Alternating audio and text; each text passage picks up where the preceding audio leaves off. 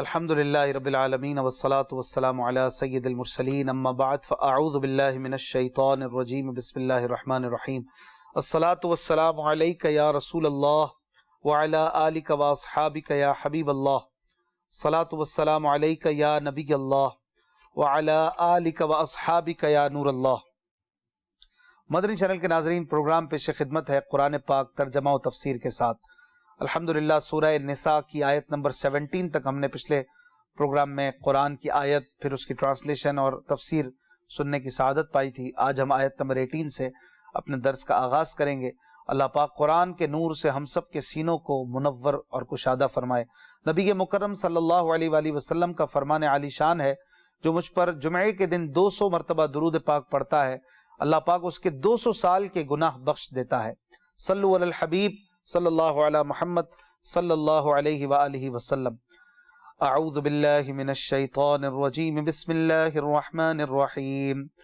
وَلَيْسَتِ التَّوْبَةُ لِلَّذِينَ يَعْمَلُونَ السَّيِّئَاتِ حَتَّى إِذَا حَضَرَ أَحَدَهُمُ الْمَوْتُ قَالَ إِنِّي تُبْتُ الْآنَ وَلَا الَّذِينَ يَمُوتُونَ وَهُمْ كُفَّارٌ أُولَئِكَ أَعْتَدْنَا لَهُمْ عَذَابًا أَلِيمًا۔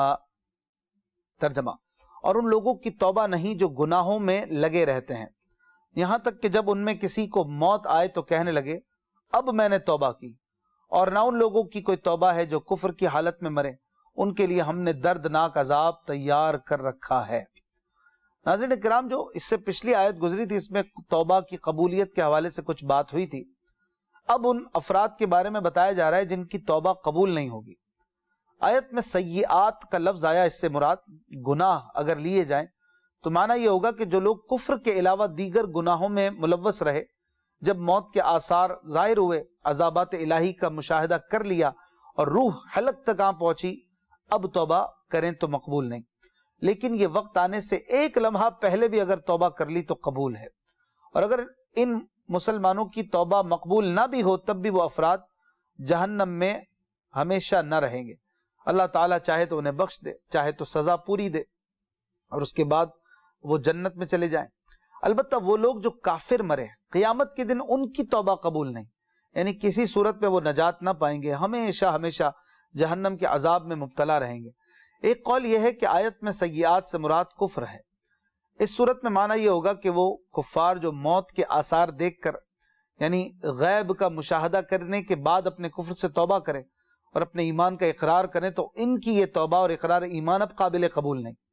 ایسی توبہ فرعون نے بھی کی تھی۔ یوں ہی وہ لوگ جو حالت کفر میں مر گئے، یعنی بوقت موت بھی توبہ نہ کی، تو وہ ہمیشہ کے لیے جہنم کی سزا پائیں گے۔ اللہ تعالی ہمیں اس سے محفوظ فرمائے۔ یاد رہے کہ جو کسی کافر کے لیے اس کے مرنے کے بعد اس کے کفر کا علم ہونے کی صورت میں دعائے مغفرت کرے گا، یا کسی مردہ مرتد کو مرحوم یا مغفور کہے گا، تو وہ خود بھی کافر ہو جائے گا۔ اللہ پاک ہم سب کو اس سے بھی محفوظ رکھے۔ بعض اوقات اس طرح کے الفاظ ہم کہہ دیتے ہیں جن کے بارے میں پتہ ہوتا ہے کہ یہ مسلمان نہیں تھے، اسلام کی حالت میں دنیا سے نہیں گئے، تو ایسے شخص کے لیے اس کے مرنے کے بعد بھی جو الفاظ استعمال کرنے ہیں ان کا چناؤ بھی ٹھیک ہونا چاہیے، ورنہ اپنے ایمان کے لالے پڑ سکتے ہیں۔ اگلی آیت میں اللہ تبارک و تعالی ارشاد فرماتا ہے، یا ایھا الذین آمنوا لا یحل لکم ان ترثوا النساء کرہا ولا تعضلوهن لتذهبوا ببعض ما آتيتموهن إلا أن يأتين بفاحشة مبينة وعاشروهن بالمعروف فإن كرهتموهن فعسى أن تكرهوا شيئا ويجعل الله فيه خيرا كثيرا۔ ترجمہ: اے ایمان والو، تمہارے لیے حلال نہیں کہ تم زبردستی عورتوں کے وارث بن جاؤ، اور عورتوں کو اس نیت سے روکو نہیں کہ جو مہر تم نے انہیں دیا تھا اس میں سے کچھ لے لو، سوائے اس صورت کے کہ وہ کھلی بے حیائی کا ارتکاب کریں، اور ان کے ساتھ اچھے طریقے سے گزر بسر کرو۔ پھر اگر تمہیں وہ ناپسند ہو تو ہو سکتا ہے کہ کوئی چیز تمہیں ناپسند ہو، اور اللہ اس میں بہت بھلائی رکھ دے۔ ناظرین کرام، اسلام سے پہلے اہل عرب کا یہ دستور تھا کہ لوگ مال کی طرح اپنے رشتہ داروں کی بیویاں ان کے بھی وارث بن جاتے تھے، پھر چاہتے تو مہر کے بغیر انہیں اپنی زوجیت میں رکھتے یا کسی اور کے ساتھ ان کی شادی کر دیتے اور ان کا مہر خود جیب میں رکھ لیتے۔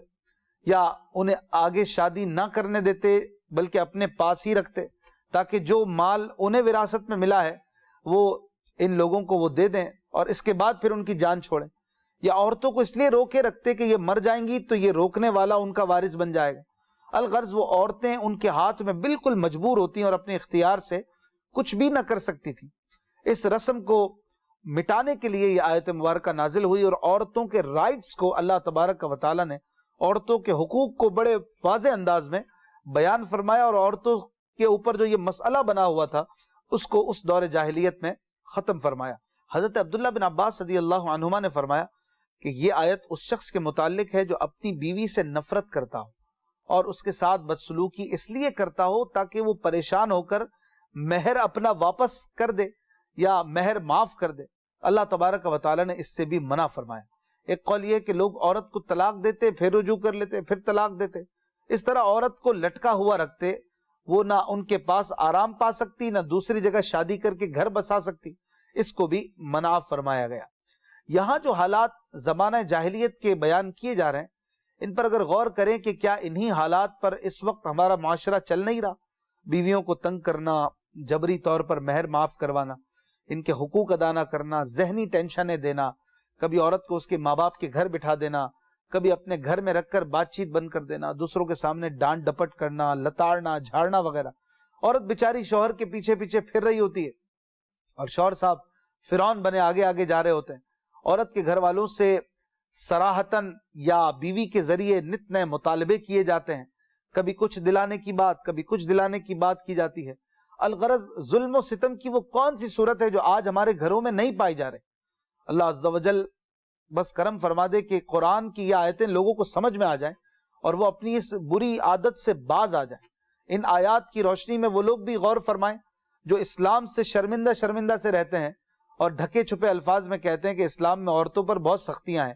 وہ دیکھیں کہ اسلام میں عورتوں پر سختیاں کی گئی ہیں یا انہیں سختیوں سے نجات دلائی گئی ہے۔ غور فرما لیں، جو رائٹس اور جو حقوق اسلام نے دیے ہیں عورتوں کو وہ کہیں بھی نہیں مل سکتے۔ اسی طرح پھر گھر میں امن اور محبت قائم رکھنے کی کتنی عمدہ اور نفیس مثال اور نفیس بات بیان کی گئی آیت کے اختتام پر۔ پہلے تو یہ فرمایا گیا وعاشروہن بالمعروف، ان کے ساتھ اچھا سلوک کرو۔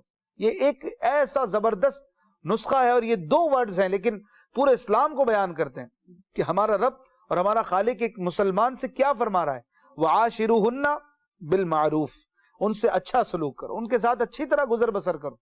پھر گھروں کو امن کا گہوارہ بنانے کے لیے یہ بات بھی کی گئی جو ایک نفسیاتی طور پر بندے کو سمجھانے کے لیے کافی ہے۔ کوئی چیز تمہیں اپنی بیوی کی اچھی نہیں لگ رہی، کوئی بدخلقی ہے، کوئی بری عادت ہے، کوئی بات اس کی اچھی نہیں لگتی، کھانا پکانے میں کچھ کمزوری ہے اس کی وغیرہ وغیرہ، تو بہت ساری چیزیں ایسی ہوتی ہیں بعض اوقات پسند نہیں آ رہی ہوتی، لیکن بعد میں جا کر ان کے حوالے سے ہمیں کوئی اچھی بات مل جاتی ہے، کوئی اچھی خبر ملتی ہے اور اس تکلیف دہ عمل سے گزر کر بندہ راحت میں پہنچ جاتا ہے اور بعد میں کہتا ہے یار اچھا ہوا میں نے یہ عمل کیا، میں نے اس طرف پیش قدمی کی، اللہ نے مجھے اس تکلیف کے بعد راحت عطا فرمائی۔ تو اگر یہ عورت جو تمہیں ابھی پسند نہیں آ رہی، تمہاری بیوی ہو چکی ہے، وہ اس میں کوئی خرابی ہے، کوئی پریشانی اس کی وجہ سے ہو رہی ہے، تو طلاق دینے میں جلدی نہ کرو، کیونکہ ممکن ہے کہ اللہ تعالیٰ اسی بیوی سے تمہیں کوئی راحت پہنچائے، کوئی تمہیں ایسی اولاد عطا فرما دے جو نیک ہو، فرما بردار ہو اور تمہارے بڑھاپے کی بے کسی میں تمہارا سہارا بن جائے۔ یہ طریقہ صرف میاں بیوی کے تعلقات میں نہیں بلکہ ناظرین زندگی کے ہزاروں معاملات میں کام آتا ہے۔ اس طریقے کو مثبت ذہنی سوچ کہتے ہیں، پازیٹیو سوچ، یعنی اگر کسی کام یا کسی چیز میں خرابی کی کوئی صورت پائی جا رہی ہے تو اس کے اچھے پہلوؤں پر غور کرو۔ ہو سکتا ہے کہ اچھے پہلو زیادہ ہوں یا اچھا پہلو زیادہ فائدہ مند ہو۔ مثلا کسی کی بھی بیوی اگر بدصورت ہے لیکن اسی سے آدمی کو نیک اولاد حاصل ہے، یہاں اگر بدصورتی کو گوارا کر لے تو اس کی زندگی امن سے گزرے گی، لیکن اگر طلاق دے دے تو نتیجہ یہ نکلے گا کہ بیوی تو چھوٹ ہی جائے گی، ساتھ میں بچے بھی اس سے چھوٹ جائیں گے اور ساری زندگی ایسی تلخیوں، ذہنی اذیتوں، اولاد کے حصول کی جنگ اور حقوق کی لڑائی میں گزرتی جائے گی۔ یوں ہی کسی آدمی کو ادارے میں رکھا ہوا ہے جو کسی وجہ سے ناپسند ہے لیکن اسی کی وجہ سے نظام بہت عمدہ چل رہا ہے، اب اس آدمی کو رکھنا اگرچہ پسند نہیں لیکن صرف ناپسندیدگی کی وجہ سے اسے نکال دینا یوں کہیے کہ پورے نظام کو تباہ و برباد کر دے گا۔ تو اب ایسی جگہ فوائد کو پیش نظر رکھتے ہوئے اسے برداشت کر لینا ہی بہتر ہے۔ یہ 2 مثالیں عرض کی گئی ہیں، ان کو سامنے رکھتے ہوئے زندگی کے بہت سے معاملات کو اگر آپ دیکھیں تو حل کیا جا سکتا ہے پازیٹو سوچ سے. بس ضرورت اس بات کی ہے کہ ہم پازیٹو سوچ پیدا کریں, ہماری زندگی کی بہت سی تلخیاں خود بخود ختم ہو جائیں گی. اسی مثبت ذہنی سوچ کا ایک پہلو یہ بھی ہوتا ہے کہ آدمی پریشانیوں کے بجائے نعمتوں کو سامنے رکھے. یعنی آدمی اگر ایک تکلیف میں ہے تو اسی وقت وہ لاکھوں نعمتوں اور سینکڑوں کامیابیوں میں بھی ہوتا ہے, تو کیا ضرورت ہے کہ پریشانی اور ناکامی کو ہی یاد کرتا رہے, اسی کو وظیفہ بنائے اور خوشی اور کامیابی کو بھول جائے. تو خوشی کو پیش نظر رکھے اور جو پریشانیاں ہیں ان کو اوائڈ کرنے کی کوشش کرے, تو زندگی میں خوشیاں ہی خوشیاں بھر جائیں گی انشاءاللہ. اگلی آیت میں اللہ پاک ارشاد فرماتا ہے وَإِنْ أَرَدْتُمُ اسْتِبْدَالَ زَوْجٍ مَكَانَ زَوْجٍ وَآتَيْتُمْ إِحْدَاهُنَّ قِنطَارًا فَلَا تَأْخُذُوا مِنْهُ شَيْئًا أَتَأْخُذُونَهُ بُهْتَانًا وَإِثْمًا مُبِينًا. ترجمہ, اور اگر تم ایک بیوی کے بدلے دوسری بیوی بدلنا چاہو اور تم اسے ڈھیروں مال دے چکے ہو تو اس میں سے کچھ واپس نہ لو, کیا تم کوئی جھوٹ باندھ کر اور کھلے گناہ کے مرتکب ہو کر وہ لوگے؟ ناظرین, پیچھے سے عورتوں کے حقوق کا بیان چل رہا ہے, مزید ان کے حقوق بیان فرمائے جا رہے ہیں کہ تمہارا ارادہ اگر بیوی کو چھوڑنے کا ہے, طلاق دینے کا ہے, ساتھ زندگی کی گاڑی نہیں چل رہی, تو مہر کی صورت میں جو مال تم اسے دے چکے ہو اس میں سے کچھ واپس نہ لو.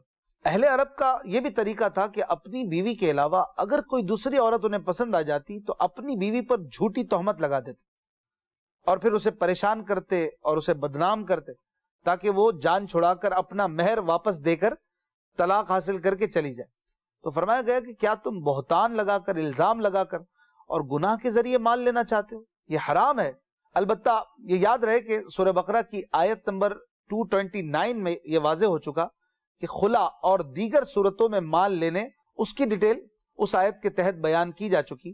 اس آیت کریمہ میں ڈھیروں مال دینے کا تذکرہ ہے. قنطار, جو لفظ قنطار ہے اس کا مطلب ہے ڈھیروں مال دینا. اس سے یہ بات بھی پتہ چلتی ہے اشارتاً کہ زیادہ مہر مقرر کرنا بھی جائز ہے. یعنی عورت جتنا چاہے مہر مقرر کر سکتی ہے. مہر کی کم سے کم رقم تو مقرر ہے, یعنی 2 تولہ 7.5 ماشا چاندی یا اس کے برابر کی رقم کم سے کم یہ مہر ہونا چاہیے فقہ حنفی کے مطابق, لیکن زیادہ کی کوئی لمٹ نہیں ہے. عورت جتنا چاہے مقرر کر دے اس کے لیے لینا جائز ہے. بہتر یہی ہے کہ کم مہر ہو تاکہ ادائیگی بھی آسان ہو اور کسی پہ بوجھ نہ بڑھے, لیکن اگر عورت چاہتی ہے تو وہ زیادہ بھی رکھ سکتی ہے. سیدنا عمر فاروق اعظم رضی اللہ عنہ نے ایک مرتبہ برسر منبر فرمایا, عورت کے مہر زیادہ مقرر نہ کرو. ایک عورت یہی آیت پڑھتے ہوئے کھڑی ہو گئی اور کہا, اے امیر المومنین, اللہ ہمیں دیتا ہے اور تم منع کرتے ہو. اس پر حضرت عمر رضی اللہ عنہ نے فرمایا کہ اے عمر, تم سے ہر شخص زیادہ سمجھدار ہے. یعنی یہ عاجزی کرتے ہوئے فرمایا کہ تم سے تو ہر شخص زیادہ سمجھدار ہے, اپنے آپ کو کہا, اور پھر یہ اعلان فرمایا کہ تم جو چاہو مہر مقرر کرو.